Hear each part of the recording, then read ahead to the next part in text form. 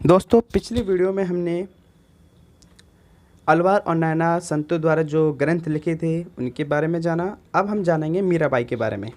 दोस्तों, मीराबाई कौन थी ये जानेंगे। देखो, मीराबाई का जो जन्म हुआ था वो राजस्थान में हुआ था। और ये जो भक्त थी ये श्री कृष्ण भगवान की भक्त थी। इनका विवाह हुआ भोजराज से, सिसोदिया परिवार से संबंधित थे भोजराज। और मीराबाई के जो गुरु थे वो रविदास थे, जिनको रविदास भी कहा जाता है। ये नीची जाति की थी। दोस्तों, मैं आपको एक चीज़ और बताना चाहता हूँ कि जो ये रविदास थे, इनके गुरु का नाम रामानंद था, जिन्होंने भक्ति आंदोलन को उत्तर भारत में पढ़ाया था। मैंने आपको ऊपर भी बताया था। मीराबाई ने पत्नी के सभी कर्तव्यों का त्याग कर दिया। जब इनका विवाह हुआ तो इन्होंने पत्नी के जितने भी कर्तव्य होते उन्होंने त्याग कर दिया और सिसोदिया अर्थात भोजराज का जो घर था उसको छोड़कर वो क्या बन गई, वो साधु बन गई। और साधु के वस्त्र इन्होंने धारण कर लिए और घूम घूम कर श्री कृष्ण भगवान के नाम का जाप करने लगी। और ये संत बन गई मीराबाई और घूमने लगी। और भक्ति गीत इन्होंने कई गीत भी लिखे श्री कृष्ण को जो समर्पित किए हैं, वह है पदावली। और इनकी जो मृत्यु हुई वो गुजरात में हुई। तो मीराबाई भी बहुत महत्वपूर्ण है। इन संतों के बारे में आपको पता होना चाहिए। आगे देखते हैं।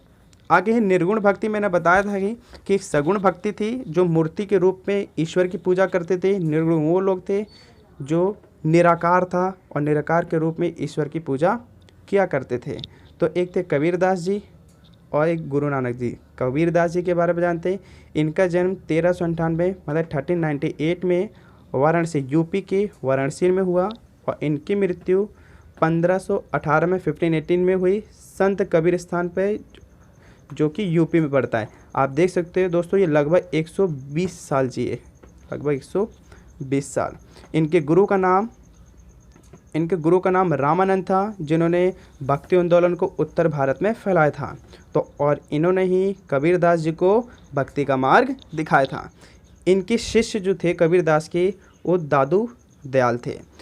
कबीरदास ने कई कविताएं लिखी और इनकी कविता कहाँ पर है, बानी।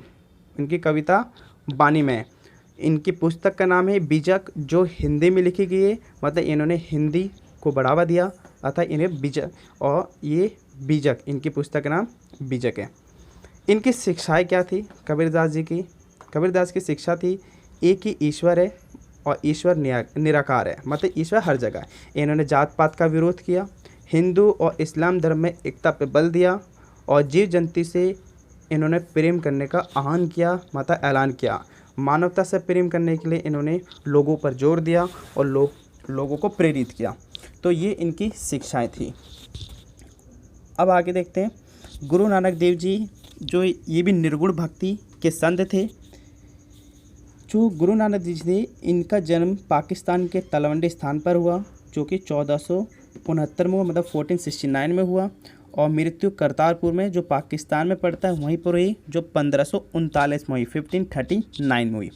इनकी क्या विशेषता थी, इन्होंने क्या किया है ना। तो देखो, इनकी विशेषता ये थी कि इन्होंने सिख धर्म की स्थापना की और इन्होंने एक नया धर्म लाया। और ये निर्गुण भक्ति पर इन्होंने जोर दिया, अर्थात निराकार। इन्होंने लंगर आरंभ किया। लंगर आप जानते होंगे, गुरुद्वारे में लंगर खिलाया जाता है ना। इन्होंने इस प्रथा की शुरुआत की। मानवता से प्रेम करने के लिए इन्होंने आह्वान किया और इस पर जोर दिया। गुरु का महत्व उन्होंने बताया कि जीवन में गुरु का होना अति आवश्यक है, क्योंकि गुरु ही तुम्हें मोक्ष के रास्ते तक पहुंचा सकता है, अर्थात भक्ति के मार्ग को दिखा सकता है। साथ ही साथ इन्होंने ब्राह्मणी पद्धति में जो प्रथाएं थी, जैसे सती प्रथा, जाति प्रथा, विधवा प्रथा आदि, सभी का इन्होंने विरोध किया। कुछ समय बाद क्या हुआ कि जब गुरु नानक देव जी नहीं रहे तो इनके बाद और गुरु है। कुल मिलाकर कह सकते हो कि सिख धर्म में कुल 10 गुरुए हैं। 10 गुरुओं में से जो मुख्य गुरु हैं, इनके नाम आपके सामने हैं। तो एक पहले गुरु, एक दूसरे, एक पाँचवें, एक 10वें। वैसे तो सभी महत्वपूर्ण हैं, लेकिन मेरे नज़र में जो है वो मैंने आपको बताया। जो पहले गुरु थे वो गुरु नानक जी थे, जिन्होंने सिख धर्म की स्थापना की।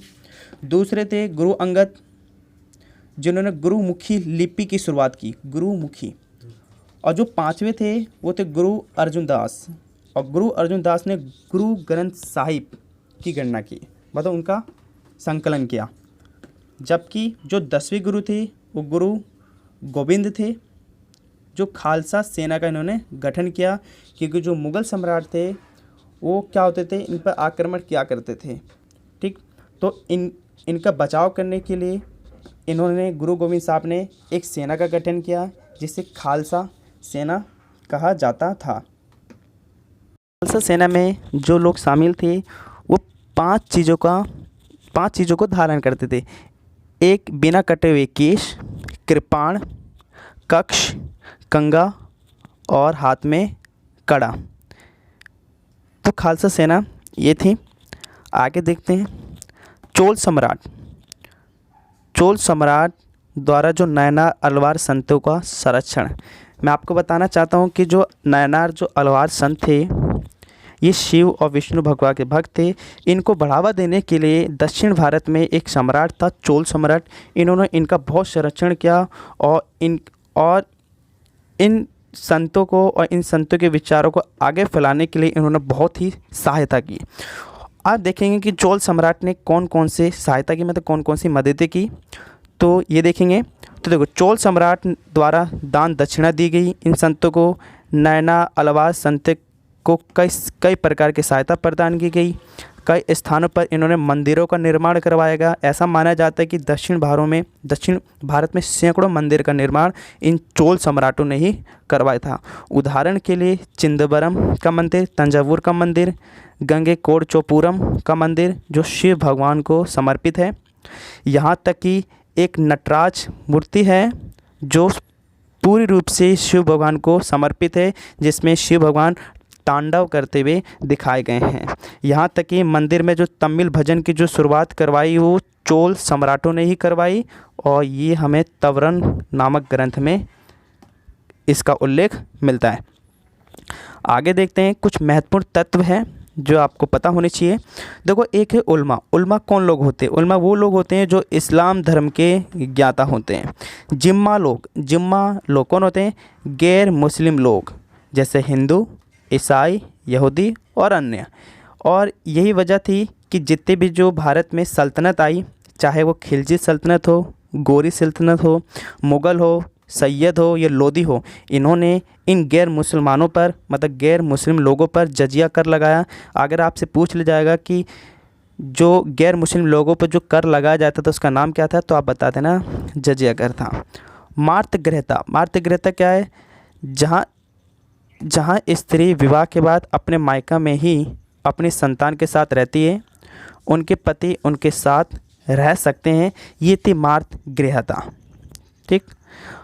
अब एक है वली। ये वली क्या है? वली वो सूफ़ी जो अल्लाह के नज़दीक होने का दावा करते थे, वो कहते थे हम अल्लाह के बिल्कुल नज़दीक हैं, उन्हें वली कहा जाता था। मलिक मोहम्मद जासी ने एक पुस्तक लिखी थी पद्मावत, जिसमें चित्तौड़ के राजा रतन सेन की प्रेम कथा का वर्णन किया गया। आपको पता होगा इस पर एक पिक्चर भी बनी थी पद्मावत, है ना। ये आपको पता होनी चाहिए इस पुस्तक का नाम, जिसे मलिक मोहम्मद जासी ने लिखा था। आगे देखो, आगे है समा। समा क्या है? समा है संगीत गायन। मतलब ये कह सकते हो कि सूफी संत थे। ये भक्ति में जो भक्ति आंदोलन, मतलब हिंदू संत में भी जो कीर्तन करते हैं, भजन करते हैं, जो संगीत गान करते हैं, ये क्या है? ईश्वर उपासना करने की विधि होती थी, इसे हम क्षमा कहते थे। जिक्र क्या है? ईश्वर का नाम का जाप करना, मतलब स्मरण करना हर दिन, उसको जिक्र कहा जाता है। तो दोस्तों, ये था आपका लास्ट। नीचे कुछ मैंने आपके लिए महत्वपूर्ण क्वेश्चन लगाए हैं जो पेपर में कई बार आ चुके हैं। दोस्तों, इन सब क्वेश्चन को आप अपने टीचरों की मदद से तैयार कर लेना है या हल कर लेना, और इन सब के PDF मैं आपको नीचे दे दूंगा, नीचे जाके आप डाउनलोड कर सकते हैं। तो दोस्तों, इस वीडियो में इतने, मिलते हैं अगली वीडियो में। वीडियो देखने के लिए धन्यवाद।